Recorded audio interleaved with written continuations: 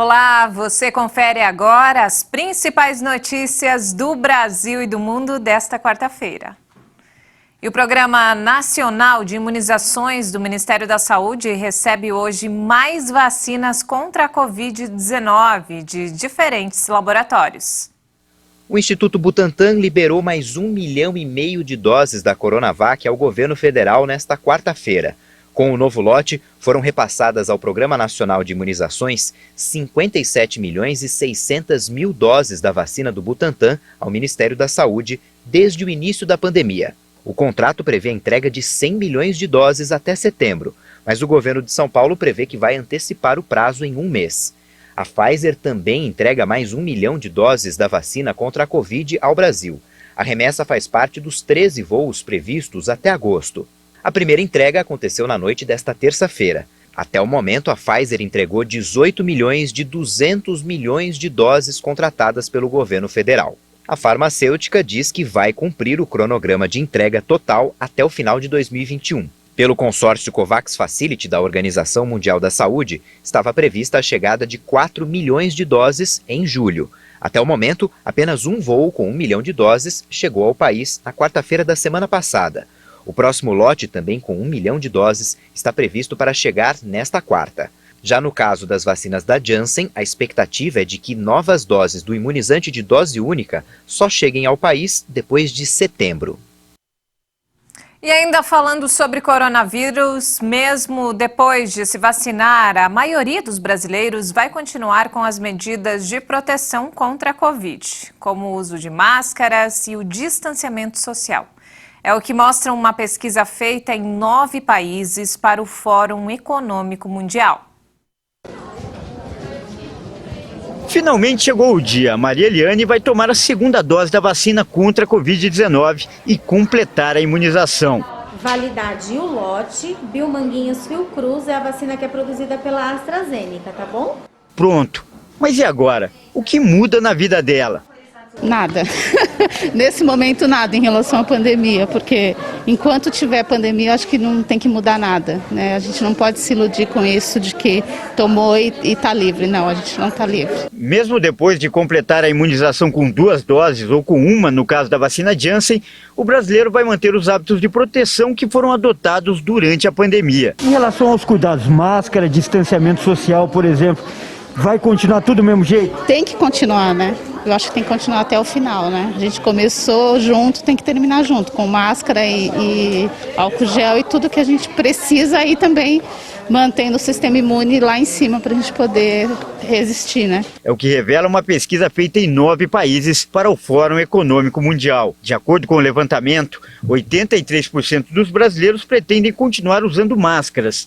E esse foi o segundo maior índice entre os países pesquisados, atrás apenas do México, com 85%. Isso, para mim, só demonstra uma coisa, que as pessoas estão assustadas. Mas, por outro lado, se a gente for ver qual é a idade das pessoas mesmo que dizem que vão ficar com máscara, o que realmente elas pensam, então eu acho que tudo isso aí pode ter, quando a gente seleciona uma amostra, uma população, a gente pode selecionar uma população que esteja mais predisposta a permanecer com uma atitude frente a uma ameaça. 84% também disseram que vão continuar mantendo o distanciamento social, mesmo tendo sido vacinados. Novamente, o Brasil ficou atrás apenas do México, que registrou 85%. No futuro, a gente vai ter mais dados e nós vamos ver realmente como a população vai se comportar e ver o que realmente será adotado como algo mais permanente do que outro. Eu, pelo menos, quando fico pensando em aeroportos, aglomeração, eu fico imaginando que eu não sei o que eu vou ser capaz de fazer, quais são as atitudes que vão permanecer comigo e quais aquelas que eu vou abrir mão. As entrevistas foram feitas online com mais de 12 mil pessoas e muita gente, é claro, quer voltar à vida normal. Por isso, a pesquisa perguntou o que cada entrevistado se sente seguro em fazer após tomar a vacina. Voltar a frequentar restaurantes é considerado o programa mais seguro para a maioria. Usar o transporte público foi o segundo item mais apontado pelos entrevistados. E na outra ponta da pesquisa, menos da metade das pessoas se sentem confortáveis para frequentar shows e eventos esportivos. E poucos se arriscarão a viajar para locais que não têm vacina disponível. Se a gente tiver certeza que as vacinas que a gente está aplicando e estamos recebendo, se a gente tiver a segurança que elas vão definitivamente nos proteger, talvez muitas dessas atitudes possam vir a ser mudadas. Mas, claro, quanto mais fechado e mais aglomerado for o ambiente, provavelmente mais riscos as pessoas terão. Mas eu volto a dizer que o mais importante é a gente ter certeza sobre a segurança e a eficácia na proteção das vacinas que a gente está administrando agora, que no futuro também administrará e provavelmente que serão, inclusive, melhores do que as vacinas que a gente está utilizando hoje em dia. Mesmo depois de vacinada, a Cristina não se sente segura para retomar muita coisa que fazia antes. Mesmo depois da vacina, tem se prejudicado com esse coronavírus aí. Então tem que se sentir segura nas mãos de Deus. Já o Diego planeja viajar e espera que o futuro seja uma volta ao passado, para a época antes da pandemia. Sim, a esperança é essa, começar a voltar ao que era antes, né? 2019, né? Voltar um pouco ao que era o ano 2019 ou começo de 2020, né? Sem o coronavírus. Depois de 2 anos praticamente sem viajar, desde 2019, poder viajar, poder sair um pouco mais, né? Encontrar a família também. A gente agora é só online, né? Só encontra a família online pelo computador e ver presencialmente depois de estar imunizado, né? Após a segunda dose. E nos destaques internacionais, um estudo do governo indiano apontou que cerca de 70% da população do país poderia ter adquirido anticorpos contra a Covid. O relatório divulgado traz os resultados de testes sorológicos realizados com quase 30 mil pessoas em junho.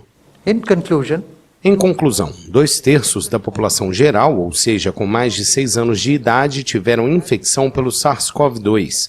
É importante lembrar que 1/3 da população não tinha quaisquer anticorpos, ou seja, aproximadamente 400 milhões de pessoas do país ainda são vulneráveis. O número de possíveis portadores de anticorpos mostra o impacto da onda da pandemia que devastou a Índia entre os meses de abril e maio deste ano. Somente neste período, o país registrou uma média de 400 mil casos de contaminações e 4 mil mortes diariamente, número que especialistas não descartam ser subnotificado. Mesmo diante de tantos possíveis imunizados, o estudo alerta que não é o caso de a população retomar a rotina sem os cuidados para conter a pandemia. E falando sobre esporte, o comitê organizador dos Jogos Olímpicos e Paralímpicos de Tóquio confirmou nesta quarta-feira mais 3 casos de Covid entre os atletas. Como será necessário um isolamento de 14 dias, eles estão fora da Olimpíada. A Covid-19 faz as primeiras baixas nas Olimpíadas. A chilena Fernanda Aguirre, a holandesa Candy Jobs e o tcheco Pavel Sirúček testaram positivo para a doença. As autoridades sanitárias japonesas impõem uma quarentena de pelo menos 10 dias em casos de infecção. Fernanda disputaria o torneio de taekwondo, Candy, o de skate e Pavel é mesa-tenista. Fernanda treinou no Uzbequistão e fez o teste logo na chegada em Tóquio, que deu positivo para a Covid-19. Ela já foi transferida do aeroporto para uma residência médica. O exame do treinador dela deu negativo, mas ele também ficará isolado. Desde o dia 1º de julho, segundo o balanço atualizado nesta quarta-feira, houve 79 casos de testes positivos entre pessoas ligadas de alguma forma aos Jogos. São mais de 20 mil pessoas controladas entre atletas, treinadores, jornalistas e outros profissionais. Entre os 79 casos, 8 são atletas e 5 deles estão na Vila Olímpica. E essa edição fica por aqui. Mais informações daqui a pouco às 5 da tarde com Maria Alice Dias. Obrigada pela companhia.